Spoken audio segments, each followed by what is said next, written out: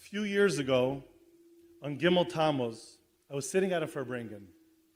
There was a Shliach Farbringen, and he was analyzing the Hayom Yom of the day of Gimel Tammuz. Hayom Yom of Gimel Tammuz reads as follows. A Yiddische Krechts, was kommt chas v'shalom besiba von a nit gut gashmi, is euch a tshuva gedoyla. Befrat a Krechts, besiba von a nit gut ruchni, is a vada und a vada a tshuva mal yasa.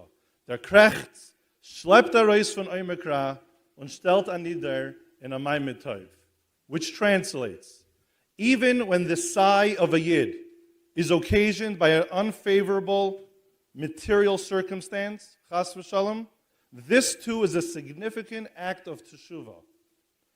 All the more so, a sigh due to an unfavorable spiritual situation is most certainly a lofty level of teshuvah.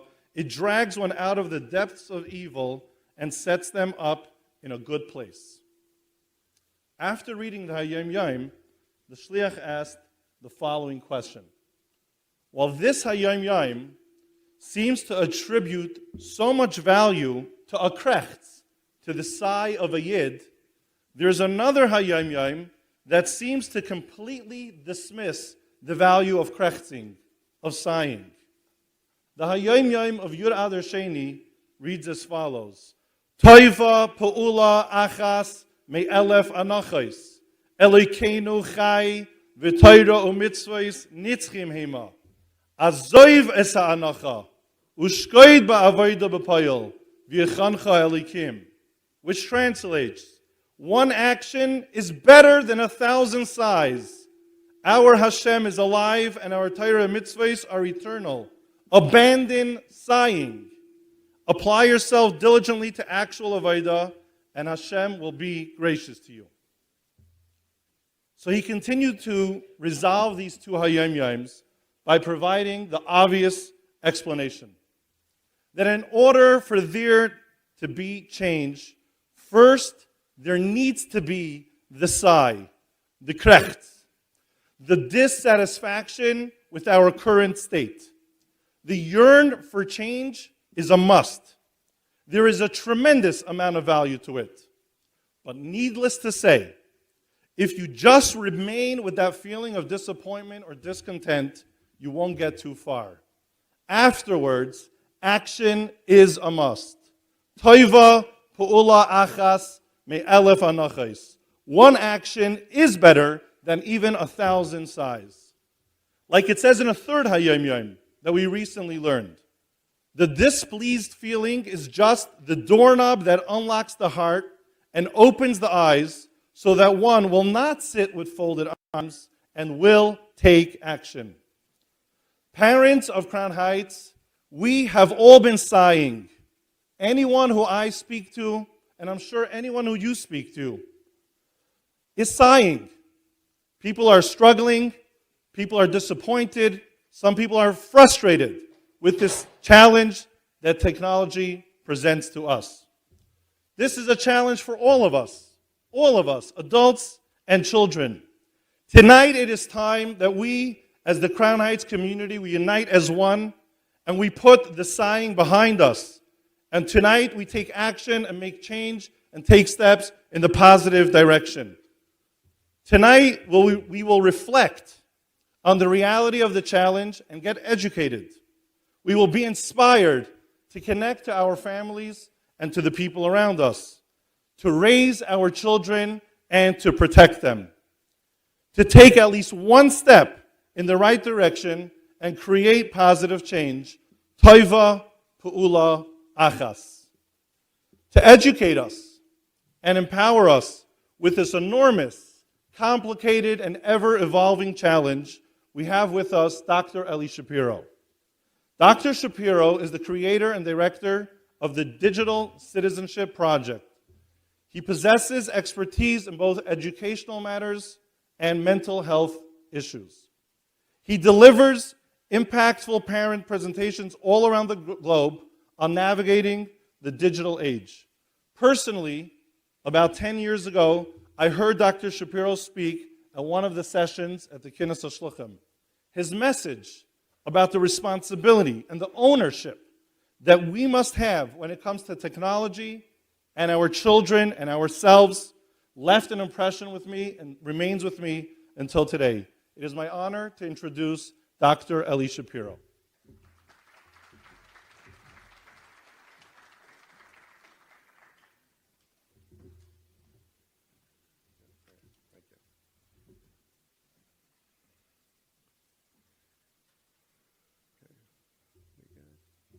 Okay, good evening, everybody. Thank you so much. I just want to say, just to start with, it's so remarkable looking around this room, the crowd that's here and the ability to put together all the schools here in Crown Heights is remarkable. So really give a round of applause for that.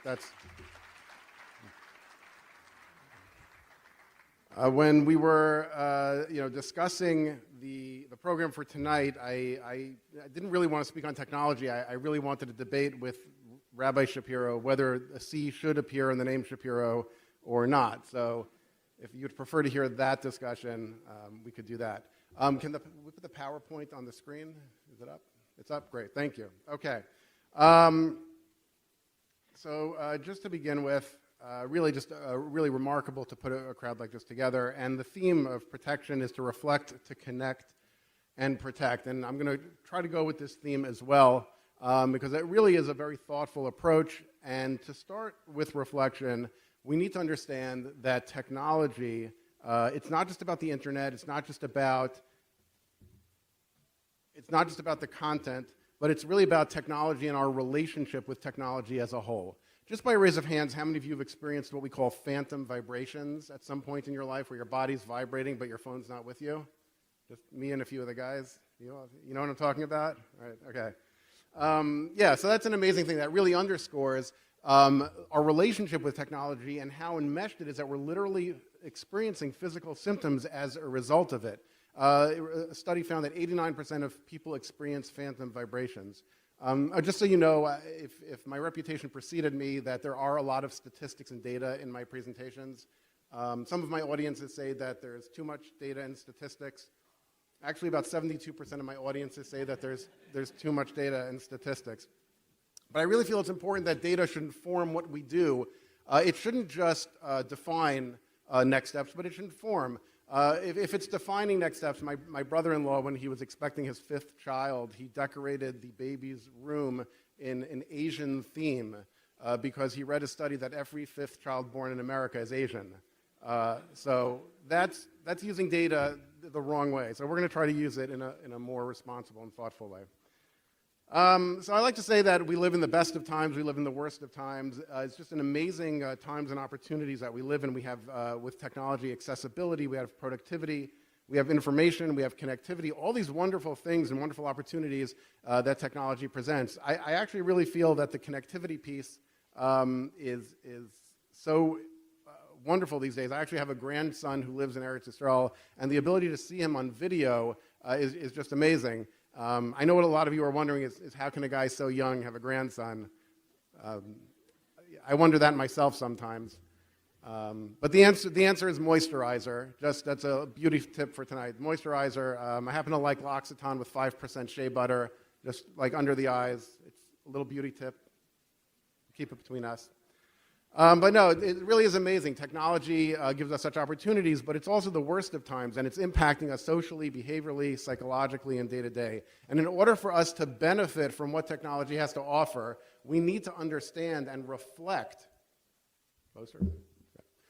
We need to understand and reflect on how technology is impacting us. So the first thing is to have they say in the recovery model, to take a fearless moral inventory of our habits. And so when it comes to technology, I do have a confession to make. If you want to join me in this confession, that's fine. I happen to love technology. Anybody else? I see a few shy people. Okay. All right. It's pretty amazing. The world loves technology. We are living in a world where technology is ubiquitous. It's so enmeshed in our lives. As we said, we experience phantom vibrations as a result of that relationship. In fact, one study found that 6 billion out of the world's 7 billion people owned a mobile phone, but only 4.5 billion people had a toilet. So when we think about the priorities, what is it that is important to people? Clearly, the technology is more important. We also have a generational disconnect. Do you ever get the sense that your kids know more about technology than you do? I certainly know I do. Like the kids, right? They just know more. I like this text between a mother and child. Your great aunt just passed away, LOL. Why is that funny, David? What do you mean? It's not funny. Mom, LOL means laughing out loud. Oh my goodness, I sent that to everyone. I thought it meant lots of love. Now, you're all laughing, but we've all been there where we didn't quite get the lingo that the kids are using today, right? Everybody know what FOMO is?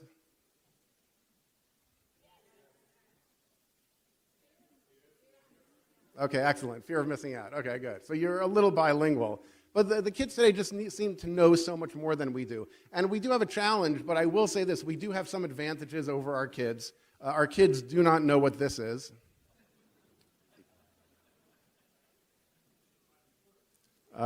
They don't know what this is. Although in most Chabad communities, they tell me it's a pushka. So I don't know. I don't know what that's about. They certainly don't know the relationship between these two items. I can see some of the younger parents in here don't know either. All right, let's turn to someone older, they'll explain.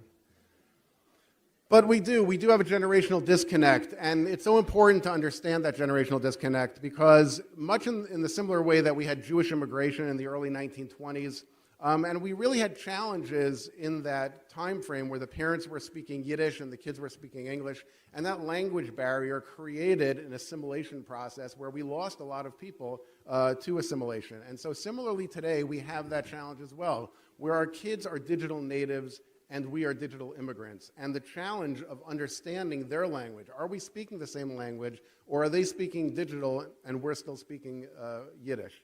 Not that there's anything wrong with speaking Yiddish, I just put that out there.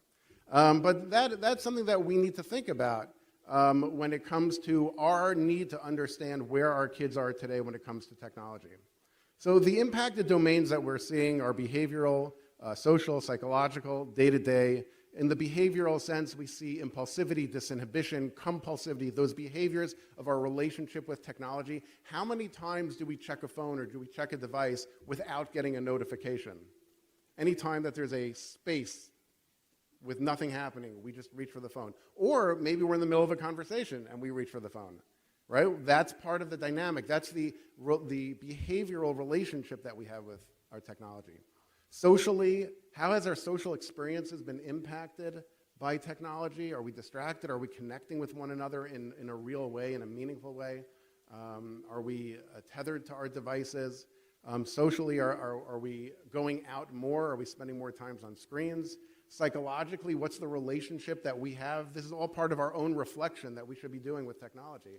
Is our anxiety elevated? Are we happier as a result of technology? Yes, it brings a lot of opportunity and a lot of great things, but what's it doing on the other end? What's it doing to our emotional well-being? And on a day-to-day basis, to what degree are we engaged with technology in contrast to things that we should be doing? So we see these impacted domains. And we see this through different screen-based activities. And a lot of it is neither good nor bad. News, media, those are things that we need to connect to. I was thinking recently, Nosabol Chavero, and watching the news coming out of Eretz Yisrael and connecting with that and feeling that experience. But also, it also has a negative impact on my well-being, and it's depressing, and for a lot of people, and teenagers in particular, it can have a negative impact. We have social media, which in theory, social media was supposed to be a good thing. It connects like-minded people. It gives us the opportunity to share ideas. But that's also part of the problem. It connects like-minded people and gives us the opportunity to share ideas. And if you look at it, there's the positive and negative all in the same arena. Videos and entertainment, gaming. Kids are playing a tremendous amount of video games. And it's immersive. It's not the Atari 2600 that we grew up on with that orange button and the joystick. I mean, it's become a lot more immersive, the experience, it's social, and kids are spending a lot of time with that. Adults are spending a lot of time with that as well. Shopping, communication, shiurim, education. A lot of us, we crashed. We said Oivei when we had to be online during COVID and distance-based learning. But what would it have been like if we didn't have that, if we didn't have the opportunity to connect? So even on every positive, there's a negative as well. And work as well. There are a lot of people that tremendous opportunities come up. Remote work, being able to live in a community and that you want to live in and still work. There's a lot of research coming out now on the challenges that remote work presents on people's subjective well-being and their overall happiness. And so it's finding that balance, reflecting on our experience and our relationship with technology is critical for us to be successful with it. So we have to ask ourselves questions. How do we use technology? Is it something that's thoughtful? Do we think about it, or are we approaching it as a cognitive, as a thoughtful approach? Is it strategic? Is it deliberative? Or is it impulsive? Is it compulsive? Is it distracting? Is it something that is enhancing our lives, or is it something that's serving as an intrusion in our lives? Just the device itself, I'm reminded of a story about the Rebbe. A woman named Hannah Sharfstein came to meet with him, and she brought a tape recorder with her. And she wanted to record the conversation, and she asked the Rebbe permission to record the conversation. And this is in the late 1950s. And he said, I don't want to record the conversation, not because of the content of the conversation, but because just having the tape recorder on the table is going to serve as a distraction. You're going to be thinking about the gears, you're going to be thinking about the tape, you're going to be thinking about the batteries, and you're not going to be present in the moment. And this is in the late 1950s. And what we see today, all the research is telling us the level of distraction that technology is presenting.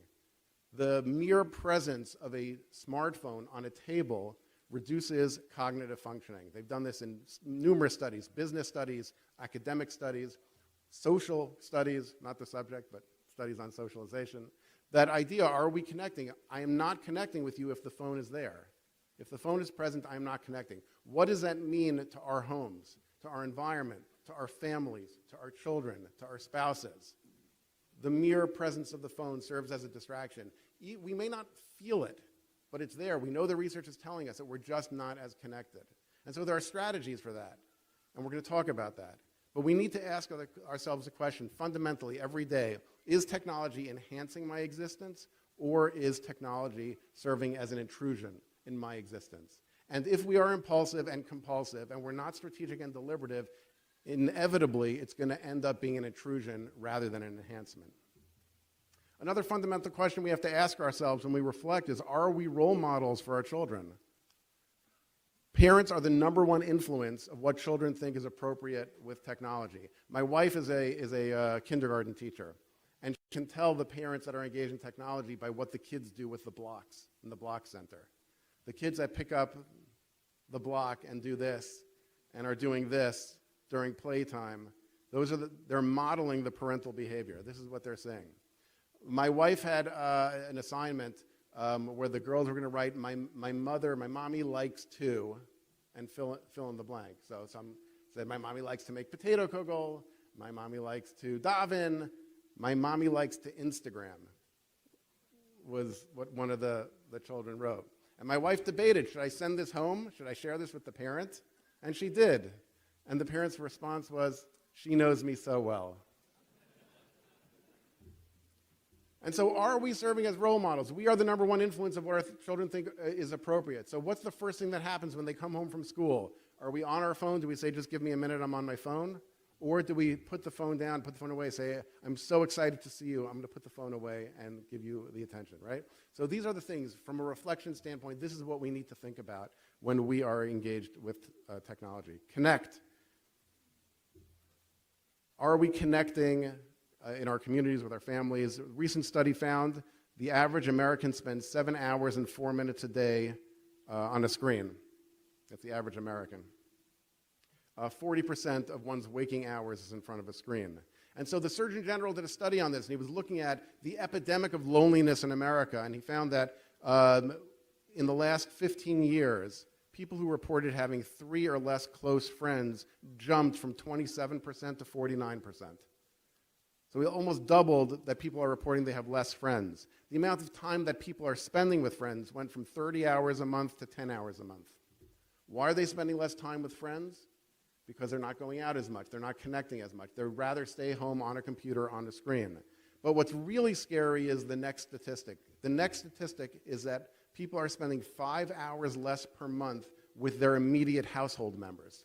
So it's not just that they're not going out. They are on screens, they're in front of computers, not engaging with their family members. UCLA did a fascinating study where they took middle schoolers and they measured their ability to read facial expressions and social cues, which is the foundation for human connectivity. That is the basis for how we connect with one another. And they got a baseline, and then they sent them to sleepaway camp without any technology.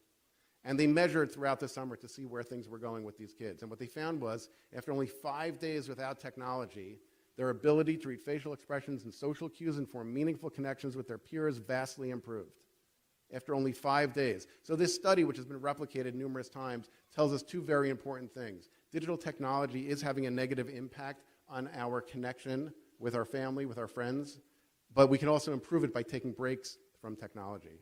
So when is it that we connect best with our family, with our children, with our spouse? When is that? Shabbos. Why is that? We don't have the technology distraction. For us, we have that opportunity to be able to compare and say, hey, this is what it's like when I'm not distracted with technology. But we don't have to wait till Shabbos to be engaged with our family. We can't put our phones down. We can't put our devices away. In my own home, we do something called going dark for dinner, which I recommend. It's a great, go dark for dinner means that during dinner time, 15, 20 minutes a night, no technology. Dedicating 15, 20 minutes a night. Try it. You will see a significant improvement in your relationship with your children, with your spouse, your communication and your connectivity within your home. It's very simple. Try it. If 20 minutes is too much, start with 5 minutes and see how that goes. And process it. Reflect on it. Connect. When I go out with my friends, we go out to a restaurant, we do something called the phone stacking technique. And we stack our phones so we can connect with each other in a meaningful way. Whoever grabs their phone first has to pay for dinner. That's what we do. Now, I happen to have one friend who's completely addicted to his phone, so I invite him every time, and yeah. The importance of connecting socially is so important. And again, we have the opportunities within a frum community. We can go to shul. We have so many. We have simchas. We have an extended community. But just to put it in practical terms, the Surgeon General found that lacking social connection is as dangerous as smoking up to 15 cigarettes a day. That doesn't mean if you have good social connections, you should start smoking. That's not what the data is telling us. But it's so important that we connect, and the technology is really serving as an impediment to our ability to connect. I want to talk about early childhood for a minute, just because it's so critical. We tend to think about teens and technology, but I think even more impactful, when a teen, it reminds me of the study that 6 out of 10 parents are concerned about their teenagers' technology habits, but 8 out of 10 teenagers are concerned about their parents' technology habits. So a teen will say, oh, my parent's even more addicted than I am. But a child under 5 years old can't say that. All they know is they're not connected with their parent. And so I feel like this is, kids are being confused. Preschool development, we see attachment, regulation, dependence, learning, all being impacted. The American Academy of Pediatrics says under 18 months avoid screen time, and 2 to 5 years under an hour a day. Now I want to tell you two things. One is, and this is a dynamic that's changed significantly over the last 20 years. It used to be when you take your 2-year-old to the doctor and they would get a shot. The parent would pick them up, they would rub their back, they would make them feel good, they'd feel connected, right? They're learning from this experience that my parent can connect with me, make me feel better, and when I'm stressed, when I'm in pain. What happens today when that same 2-year-old goes to the doctor with their parent and they get the shot? What does the parent do? They give them the phone. What is the child learning? They are learning that when I'm in pain, when I am distressed, a screen can make me feel better. And that concerns me a lot more than the teenager who uses the phone, because this is being imprinted on them, that relationship. And a recent study found that 87% of kids under 5 years old are exceeding the daily recommended screen time. And so when we think about our younger kids, the idea of just putting them in front of a screen, a parent once told me, they said, I know I shouldn't be putting an iPad in my baby's crib, but it gives me an extra half hour of sleep. So what am I going to do? We need to, again, reflect, and we need to connect. We also need to protect. And one of the things that we see here tonight, there are tremendous resources. Everyone should take advantage of the resource fair going on outside. There are so many tools, so many useful tools to utilize to help you manage technology effectively in your home. It's always surprising to me that a parent is willing to spend $1,200 on a phone for their child, but not the $9 a month to manage the device in an effective way. Think about that. We're spending so much money on the devices, but are we managing them effectively? And we have opportunities. The tools are here. There are dedicated people, yomim v'layla, spending time following what's going on with technology and creating solutions for you. And there are so many that are out there right now. I'm always asked, what is, I think, the biggest challenge with technology today, and I think it's self-regulation. Self-regulation is the biggest challenge. Because when it comes to all the things I mentioned on the reflections piece, impulsivity, disinhibition, compulsivity, it's all about regulating our behavior. And we have a hard time with that when we're not thoughtful, when we're not deliberative. When we make little steps to change those behaviors, we can make a big difference. For kids, the challenge is that they can't self-regulate. They're not able to self-regulate their behavior. And so when it comes to steps that we can take, we talk about the parental modeling, we talk about our role as parents. So some of the things that we can do in our own homes that we can take. So bathroom first. Now this may sound funny, bathroom first. When you wake up in the morning, I've surveyed many people, and the first thing they do is they check their phone. Before Modani, before Natilas Yadayim, before they go to the bathroom. So bathroom first basically means you're going to delay checking your phone for about a minute and a half, 2 minutes, right? Nothing's going to change in that minute and a half, 2 minutes, except your self-regulation, except the power, the dynamic that you have with technology. That's one small step we can take. Shut down for shul. Shutting down for shul, not having your device in shul. It's always surprising to me when I see, I would say during Chazaras Hashatz, people on their phones scrolling, but sometimes I've even seen during Shemon Esrei checking emails. I know some of the women are probably wondering, why would you have your phone while you're davening? Not your husband's.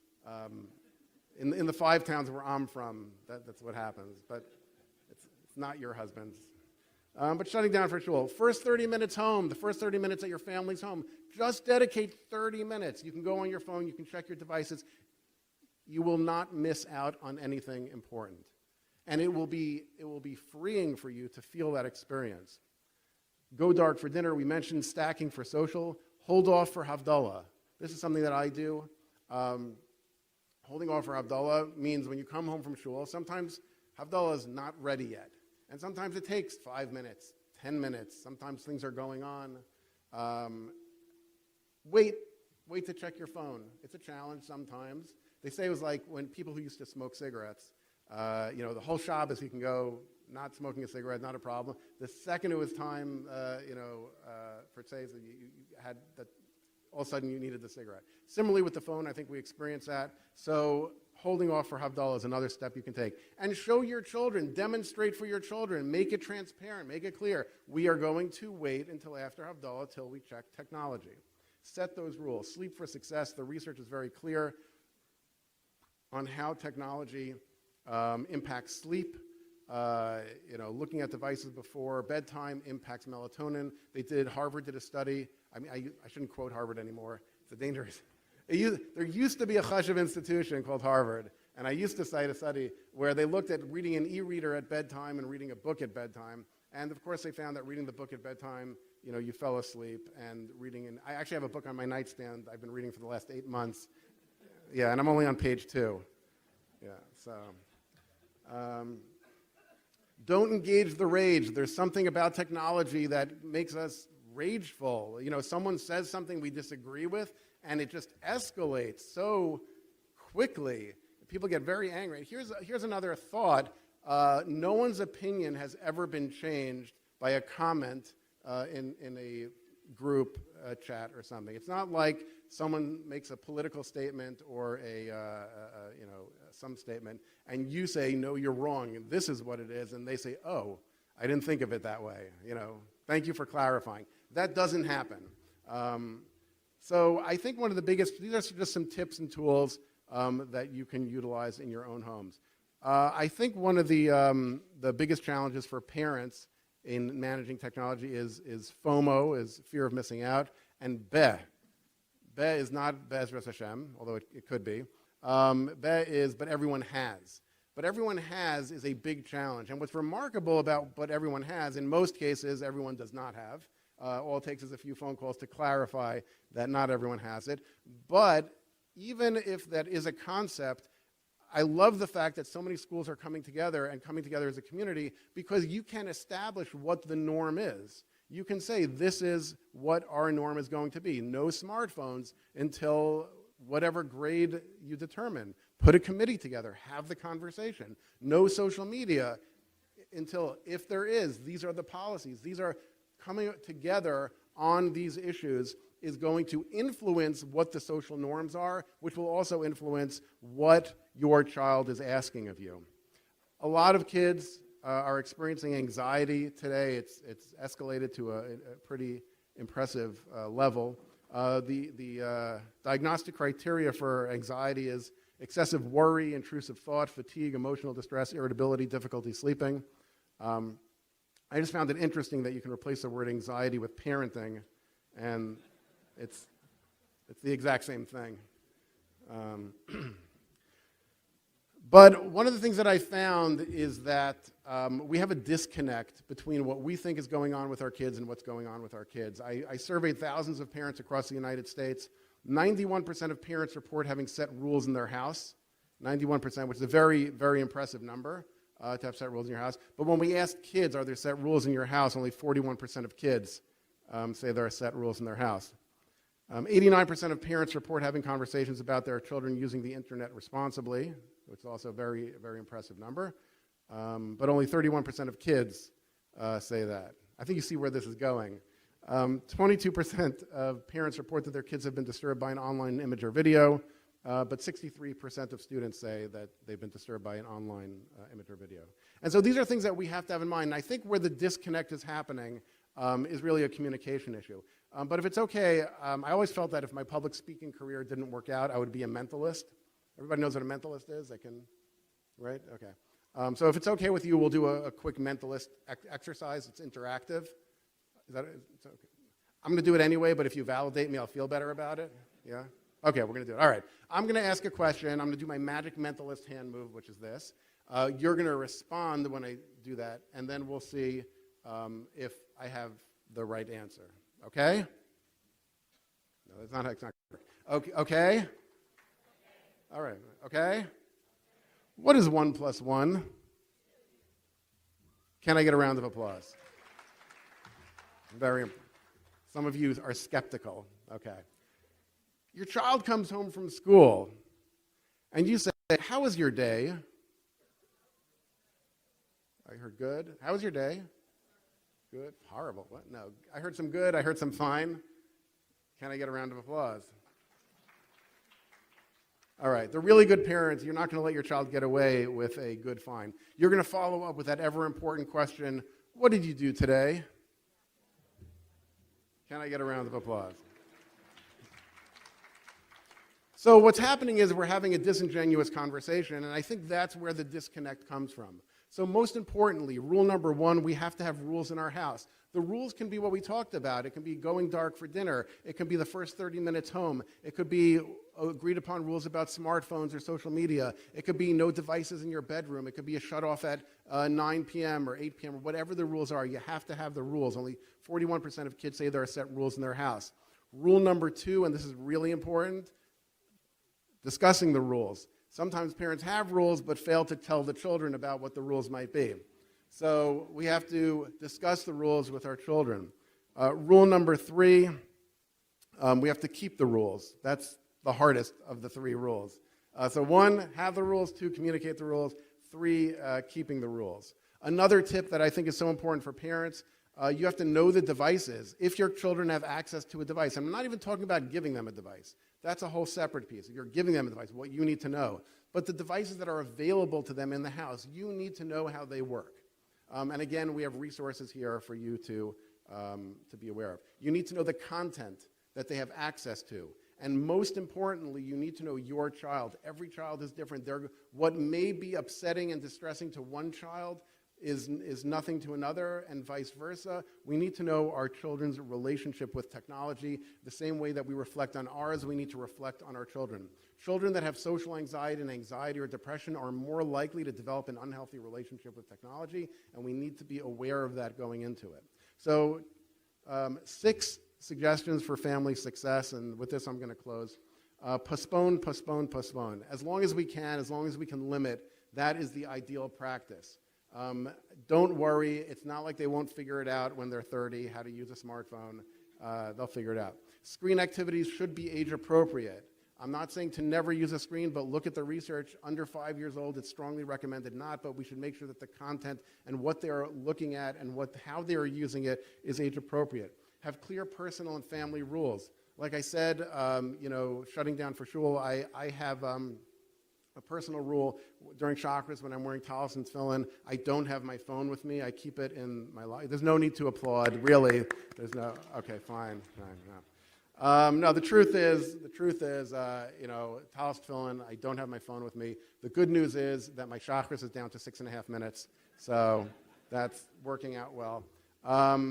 So having clear rules. Model healthy technology behavior. We as parents, if we want our kids to do something, they will mimic us, they will copy us. We need to demonstrate and be transparent when we're setting limitations around that. Promote non-digital activities. I can't stress this enough. You can't just say, don't go on a screen. You have to provide them with non-digital activities. I recently paid an obscene amount of money for a hockey stick for my son. It was ridiculously expensive. But he loves hockey, and it keeps him playing hockey. And so that's the investment we need to make in our children. If your child has an interest outside of a screen, promote it and support it. And ongoing communication is a must. Ongoing communication is a must. We're approaching Yud Shvat in less than 2 weeks. A Frierdiker Rebbe wrote in Basi Lagani that the antidote for Shtus Deluma Zeh, right? Shtus Deluma Zeh, the antidote for that is Shtus de Kedusha. And technology is an opportunity for us to utilize it in a positive way, to use it for the benefit, to use it for proliferating Torah, for learning, for connection, and that is where we should go from here, to utilize it at a night like tonight, following up with our schools, with our community, to utilize technology for positive. Thank you.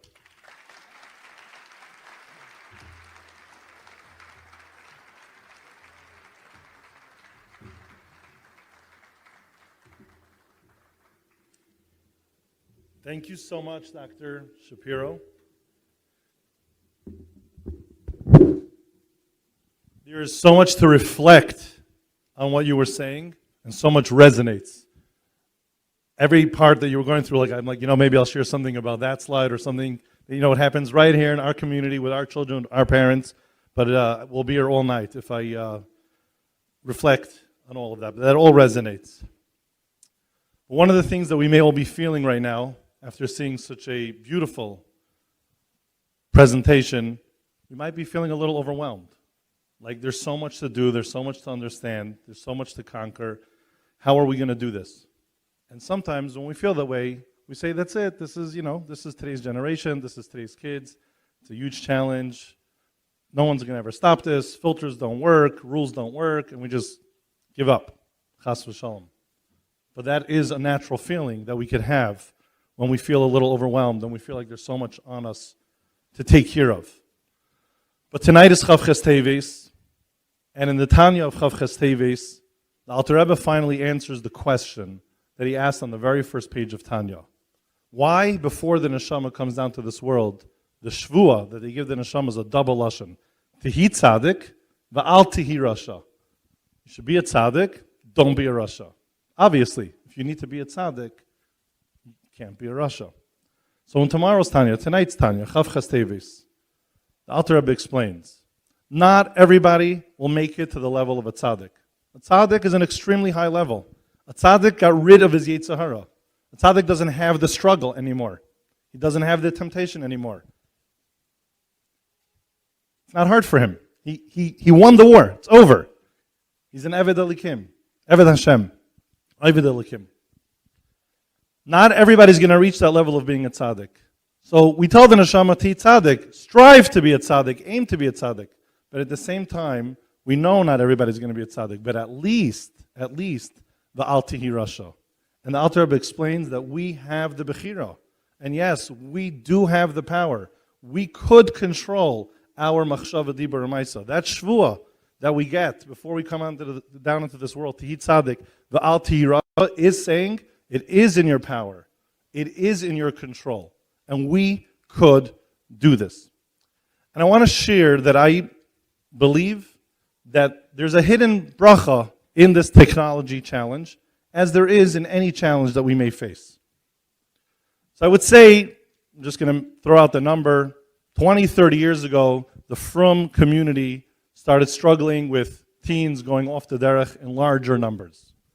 And if you look back to 20, 30 years ago, I think there was one message that you kept on hearing, whether it was from the Rav, the Mashpia, the Rabbi, the Mechanech, the therapist, anybody who was in any position of influencing people and speaking to people about this challenge.